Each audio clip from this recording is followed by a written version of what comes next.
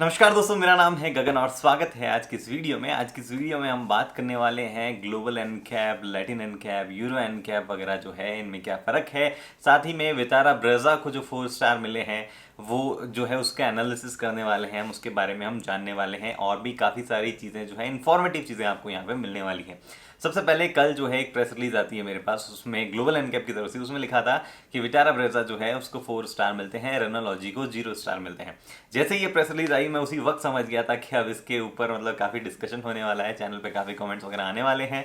तो मैं कहा चलो कोई बात नहीं, वीडियो बना ही देंगे। काफ़ी टाइम से मैं वैसे भी मैंने नेक्सॉन वाली वीडियो बनाई थी तो उसमें भी कहा था कि अगर आपको चाहिए तो मैं एक कंपैरिजन दे सकता हूँ global NCAP, Latin NCAP, euro NCAP वगैरह में। तो उन सब चीज़ों की अभी बात कर लेते हैं। देखो एनकैप क्या है, ये न्यू कार असेसमेंट प्रोग्राम है। कोई भी नई कार आती है या कोई भी कार है उसको क्रैश करवा के वो कितनी सेफ है उसका असेसमेंट प्रोग्राम है।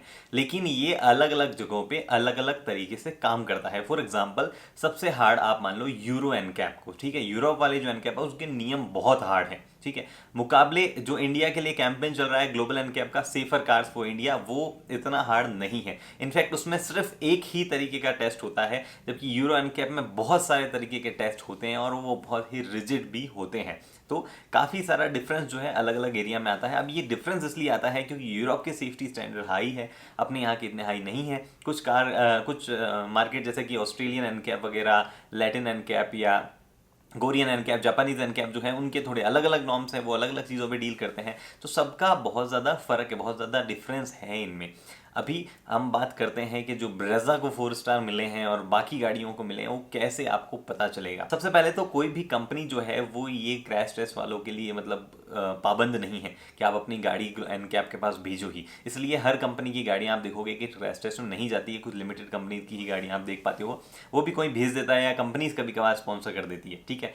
अभी इंडिया के लिए एक ग्लोबल एनकैप जो है उन्होंने एक safer cars for India, hashtag safe cars for India, safer cars for India, ऐसा एक कैंपेन चला रखा है जिसमें वो इंडिया के मार्केट में बिकने वाली गाड़ियों को टेस्ट करते हैं। एक मिनिमल मतलब कि भाई उतनी सेफ्टी तो होना ही चाहिए, मिनिमल इम्पैक्ट से, मिनिमल तरीका है उनका, उस वो बताता हूँ मैं आगे, उससे वो टेस्ट करते हैं और वो रेटिंग देते हैं। अभी तक बहुत सारी गाड़ियों को रेटिंग दी है।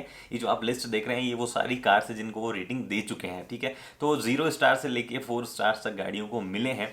अभी ये वाली रेटिंग को हम यूरो एनकैप से नहीं कंपेयर कर सकते, ठीक है। मैंने देखा है कई लोग कंपेयर कर रहे थे, बोले वो देखो नेक्सॉन को 4 स्टार मिल गए, ब्रेजा को 4 स्टार मिल गए, इतने तो उस BMW को भी नहीं मिले थे, इतने तो उसको भी नहीं मिले थे। वो यूरो एनकैप में टेस्ट हुई थी, उनकी स्टैंडर्ड बहुत हाई है। इनफैक्ट नेक्सॉन और ब्रेजा को अगर आप भेजोगे यूरो एनकैप में तो उनको 4 स्टार नहीं मिलेंगे, काफ़ी कम हो जाएंगे उनके स्टार। तो अभी बात करते हैं कि क्या सीन चल रहा है, ठीक है। सबसे पहले जो safer cars for India campaign है उसमें क्या होता है कि जो ग्लोबल एनकैप है वो एक कार लेता है और उसको एक डिफॉर्मेबल बैरियर, मतलब एक ऐसा बैरियर जो कि टूट सकता है, उस बैरियर पे टेस्ट करती है। तो टेक्निकल, और वो भी पूरा फ्रंट डिपेंड नहीं, मतलब पूरा आगे का पार्ट पूरा जाके उसमें नहीं भिड़ता है, एक परसेंटेज है, 60% मेरे ख्याल से उसमें टकराता है। और उसके बाद उस पे अंदर जो बैठे डमीज हैं उनको कितनी चोट आई है उस हिसाब से उसको रेटिंग मिलती है, ठीक है।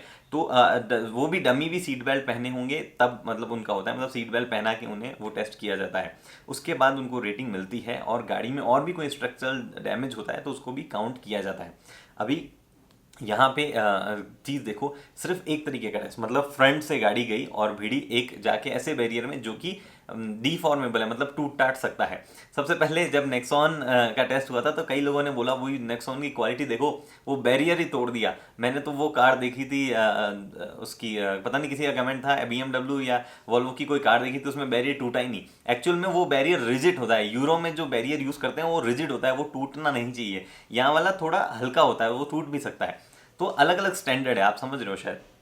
अब यहाँ पे जो है टेस्ट हुआ उसमें उसको रेटिंग दी गई 64 किलोमीटर पर आवर की स्पीड पे जो है गाड़ी जाके टकराती है। अभी ये टेस्ट आप किसके साथ कंपेयर कर सकते हो, नेक्सॉन और ब्रेजा जो है इनको मिले हुए 4 स्टार आप किसके साथ कंपेयर कर सकते हो, सिर्फ उन्हीं गाड़ियों के साथ में जो कि hashtag safer cars for India campaign के अंडर टेस्ट की गई है। यानी कि जो ये लिस्ट मैं फिर से दिखा रहा हूँ, सिर्फ इस लिस्ट में दी गई कार के साथ ही आप उसको कंपेयर कर सकते हो और किसी के साथ कंपेयर नहीं कर सकते। फिर नेक्स्ट चीज़ पे आते हैं। एक तो हम इतने इमोशनल क्यों हैं, मेरे को समझ नहीं आता है, ठीक है।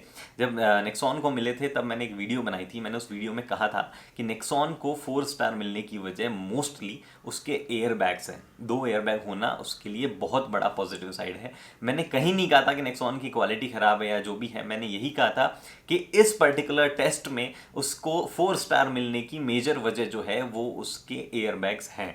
अगर एयरबैग नहीं होते, स्टैंडर्ड नहीं आते, तो उसको नहीं मिलते। और मैंने एक बार बिल्ड क्वालिटी वाली वीडियो में भी कहा था कि भले ही हम लोग मारुति की शीट क्वालिटी वगैरह के लिए कह सकते हैं, लेकिन इसमें एयरबैग वगैरह ऑप्शन अवेलेबल है तो ये भी उतनी सेफ साबित हो जाएगी इस तरीके की क्रैश टेस्ट में।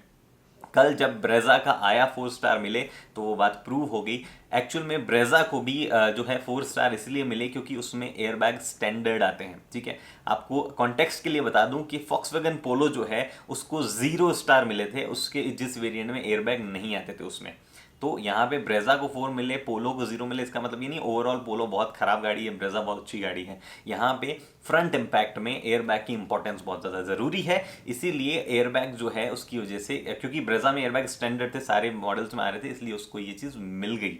अभी इंडिया में जो है BVNS-AP जो है, इसके बारे में मैंने वीडियो बनाया था, आई बटन में आप देख सकते हैं। वो नॉर्म्स जब लागू होंगे तो ये लेवल अप हो जाएगा, उसमें और भी सारे टेस्ट होंगे, उसमें साइड इम्पैक्ट भी टेस्ट होगा, उसमें ABS EBD जो है उसकी क्षमताएं भी टेस्ट होगी, उसमें जो है मतलब फ्रंट इम्पैक्ट जो है उसको अलग अलग तरीके से टेस्ट होगा। फॉर एग्जाम्पल एक बैरियर जब गिरता है किसी गाड़ी पे टेस्ट में, उसके वेट पे भी काफ़ी फ़र्क पड़ता है। जहाँ ऑस्ट्रेलियन एनकैप में वो 200 किलोग्राम का है, वहीं वो यूरो एनकैप में 500 या 700 किलोग्राम का है। IIHS जो वो करती है अपने USA के लिए, उनके लिए एक रोल ओवर टेस्ट टाइप कुछ और चीज़ें हैं, तो अलग अलग स्टैंडर्ड होते हैं। आप ब्रेजा और नेक्सॉन को आपस में कंपेयर कर सकते हो क्योंकि दोनों ने एक ही टेस्ट झेला है। यहाँ पे नेक्सॉन जो है वो ब्रेजा से बेटर कर जाती है, उसको रेटिंग बेटर मिली है। इवन चाइल्ड सेफ्टी के लिए भी नेक्सॉन को ज़्यादा बेटर रेटिंग मिली है, ओवरऑल एडल्ट सेफ्टी के लिए भी नेक्सॉन को ज़्यादा बेटर रेटिंग मिली है। 13.56 समथिंग नेक्सॉन को मिली है, ब्रेजा को 12 पॉइंट समथिंग मिली है। तो दोनों को आपस में कंपेयर आप कर सकते हो, लेकिन आप इन रेटिंग्स को अदर टेस्ट में मिली रेटिंग से, जैसे कि मान लो बलेनो को जो है यूरो एनकैप में रेटिंग मिली थी, उसके वो बलेनो मॉडल भी अलग था, सब कुछ अलग था, इंडिया वाला मॉडल भी नहीं था, तो उसके साथ आप इसको कंपेयर नहीं कर सकते। वो चीज़ें यहाँ पे हमें देखनी होगी। तो बस ये चीज़ें हैं। उम्मीद करता हूँ आपको अभी समझ में आ गया होगा कि कैसे ये सेफ्टी रेटिंग्स जो है मिलती है, क्या क्या प्रोग्राम है। कल लॉजी को 0 मिली, अगर लॉजी में एयरबैग स्टैंडर्ड होते तो उसको भी बेटर रेटिंग्स मिल सकती थी, लेकिन लॉजी में एयरबैग स्टैंडर्ड नहीं थे। बाकी तो बस फिलहाल इस वीडियो में इतना ही। उम्मीद करता हूँ पसंद आई है। पसंद आया दोस्तों लाइक शेयर सब्सक्राइब कर दीजिए। अगर कोई सवाल है तो नीचे कमेंट सेक्शन में पूछ सकते हैं। अगली वीडियो तक के लिए दोस्तों हेलमेट पहनिए, सीट बेल्ट पहनिए, सुरक्षित चलिए। धन्यवाद।